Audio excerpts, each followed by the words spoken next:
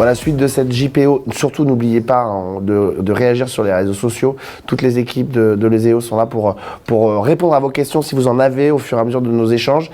Et là, on va s'intéresser à une partie qui est primordiale, c'est qu'est-ce qu'on devient une fois qu'on est sorti de Leseo. Et on a deux alumni qui sont avec nous, Soren et Alexis. Bonsoir à tous les deux. Merci d'être là, y compris en ligne. Bonjour. Tout va bien tous les deux? Comment on se sent une fois qu'on est sorti de Leseo et qu'on est épanoui dans la vie de tous les jours? Comment ça se passe? Bien, ça se passe très bien. Vous êtes heureux, vous êtes épanoui? Oui, bien sûr. On a fait toutes nos années d'études à Leseo, donc on a appris tout plein de choses, donc on est très content de pouvoir les mettre en application. Vous êtes diplômé de quelle promotion? Je suis diplômé de la promotion No Hauteur, donc la promotion 2023. Ça fait maintenant 1 an que je suis sur le marché du travail. Et ouais, du coup, l'après Leseo, comment ça se passe? J'ai trouvé une opportunité professionnelle moi rapidement, et on est quand même pas mal dans ce cas-là, dans les gens de ma promo, donc ce qui est confortable avec le diplôme Leseo. Et ouais, en termes de mission, moi personnellement, je suis plutôt épanoui. Je travaille en gestion de projet pour un grand groupe industriel, et donc pareil. Mon objectif de base, c'était directement m'orienter plus vers de la gestion. Et donc, le diplôme Leseo, bien que technique, permet quand même de faire ce virage rapidement. Donc, voilà, très confortable et très heureux de la formation. Donc 2023, et vous? Et promotion 2022, promotion Mettner. Donc, ça fait 2 ans que je travaille actuellement chez Valeo, à côté d'Angers. Un grand groupe aussi, évidemment, un des grands groupes français. Vous étiez donc vous êtes connu à l'époque où vous étiez en cours ici, il y a 1 an d'écart. Exactement. Alors, Soren pourra mieux l'expliquer, mais on a commencé dans la même promotion et Soren a décidé de faire une année en plus. Moi, j'ai fait une césure entre la 4e et la 5e année de Leseo, qu'on appelle à Leseo un double diplôme. On a des partenariats avec différentes écoles, que ce soit à l'international ou en France côté management.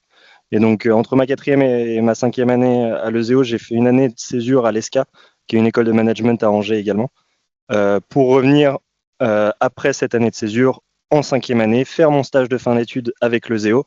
Et ce stage de fin d'études m'a permis de valider à la fois mon diplôme d'ingénieur électronique avec Leseo et mon master spécialisé avec l'ESCAP. C'est pour ça que j'ai eu un décalage d'1 an. Voilà, j'ai fait une année de césure, donc on a été nos 4 premières années ensemble avec Alexis, et avant que je l'abandonne un peu. C'est bien suffisant, mais ça, on imagine bien. Qu'est-ce que vous retenez tous les deux de votre passage à Leseo et de l'enseignement que vous y avez reçu? Beaucoup de choses. Déjà, les compétences techniques qu'on peut y apprendre. On a quand même des très bons professeurs. Et puis, compétences humaines, apprises à la fois en cours et également à l'extérieur des cours, où Leseo a la chance d'avoir une vie associative très développée, avec beaucoup d'associations, beaucoup de clubs. Donc voilà, compétences techniques en cours et compétences humaines que je vais retenir notamment à côté avec la vie associative. Même avec... Et oui, avec Soren parfois. Heureusement, on a eu beaucoup à faire, surtout dans l'associatif, ensemble avec Alexis. Et donc moi, pour rajouter, voilà, étant donné que je me suis directement orienté vers plus de la gestion, même voilà, les cours techniques, et comme l'a souligné Alexis, on a des professeurs très compétents et surtout passionnés par ce qu'ils font et passionnés par ce qu'ils enseignent. Mais du coup, moi, ce que je retiens surtout pour mon profil, voilà, c'est vraiment cet aspect gestion. Voilà, gestion de projet associatif, collaboration en équipe, que ce soit en projet d'école ou toujours en projet associatif. Donc voilà, on se forge vraiment une expérience de travail en équipe qui est précieuse, moi surtout dans mon domaine aujourd'hui, et globalement dans le monde professionnel plus généralement. C'est un élément qui est précieux et qu'on développe quand même beaucoup à Leseo.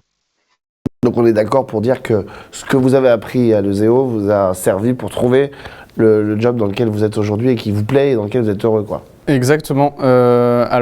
Contrairement à Soren, moi je travaille à fond dans la technique. Donc je suis encore dans l'électronique, et à Leseo j'avais fait une option électronique objet connecté.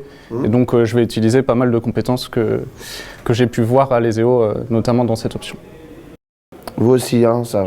Également, moi c'est vraiment, Leseo m'a permis de comprendre ce que je voulais faire de mon parcours, enfin en tout cas de mes premières années professionnelles. Sans le ZEO et cet aspect compréhension de la technique et compréhension d'un volet technique d'un projet, je ne me serais sûrement pas dirigé directement vers de la gestion de projet parce que je me serais peut-être pas directement rendu compte que c'est ça qui me plaisait et c'est ça vers lequel je voulais développer mes compétences. Donc voilà, le ZEO, même si aujourd'hui j'utilise pas beaucoup de compétences techniques développées à l'EZEO, c'est grâce à l'EZEO que je suis là aujourd'hui et grâce à l'EZEO que j'ai compris que je voulais être là aujourd'hui.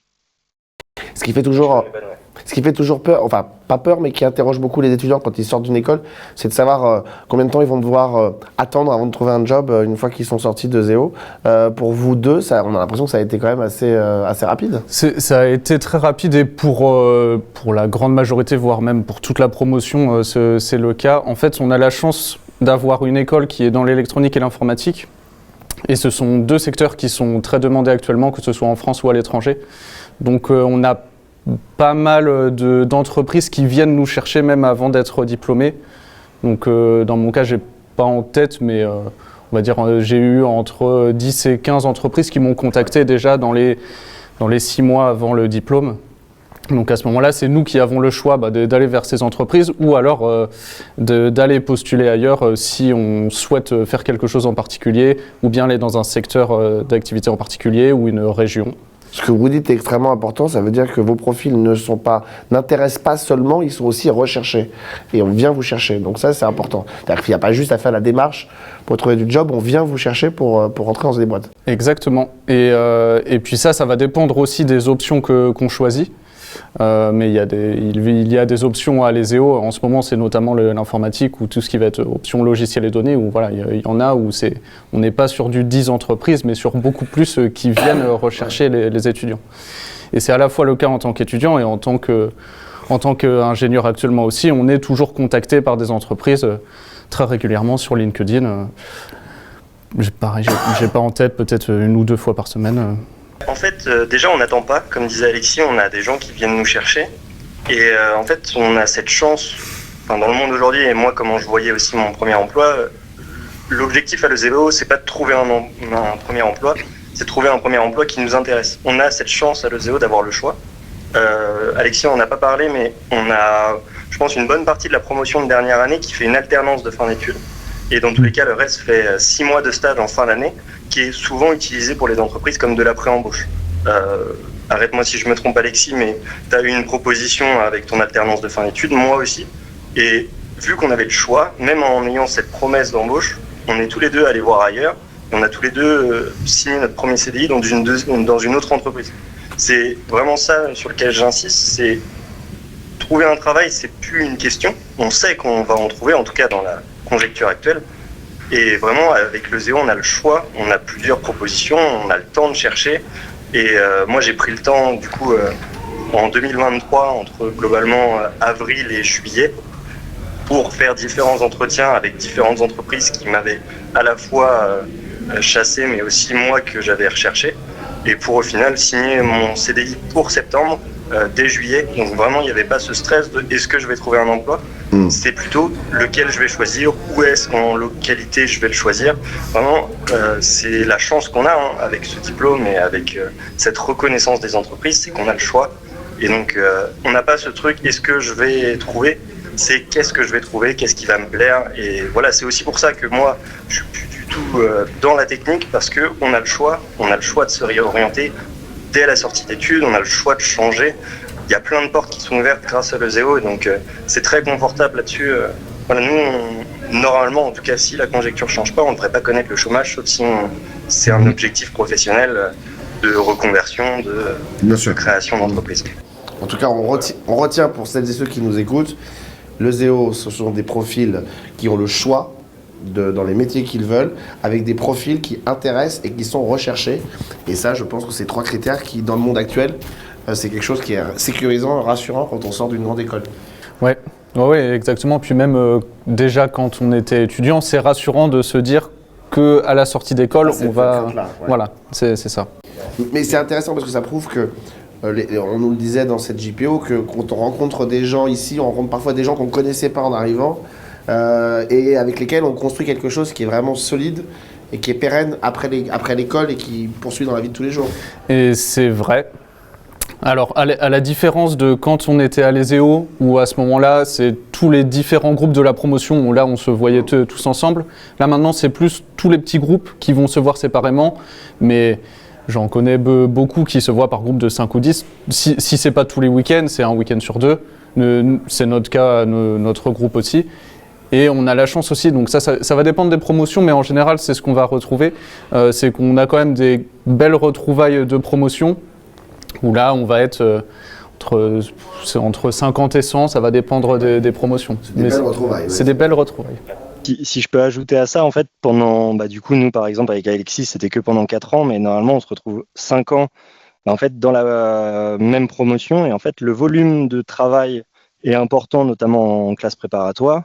Et après, même si le volume horaire de scolaire est peut-être un peu réduit, le périscolaire avec les projets associatifs fait que l'agenda explose. Et donc, en fait, c'est une sorte de petite bulle où on passe énormément de temps ensemble, énormément de temps à construire des choses à la fois professionnelles, à la fois extra-professionnelles, à la fois du loisir ensemble. Et donc, en fait, vu qu'on a passé 4 années ensemble, à se voir systématiquement tous les jours. Avec Alexis, on était dans la même association et en fait, on passait tous les jours de 21h à minuit ensemble à travailler. Donc en fait, forcément, ça crée à la fois des souvenirs, de l'attachement et les amis qu'on s'est créés à l'ESEO, c'est des amis pour la vie, on verra, mais en tout cas pour les prochaines années.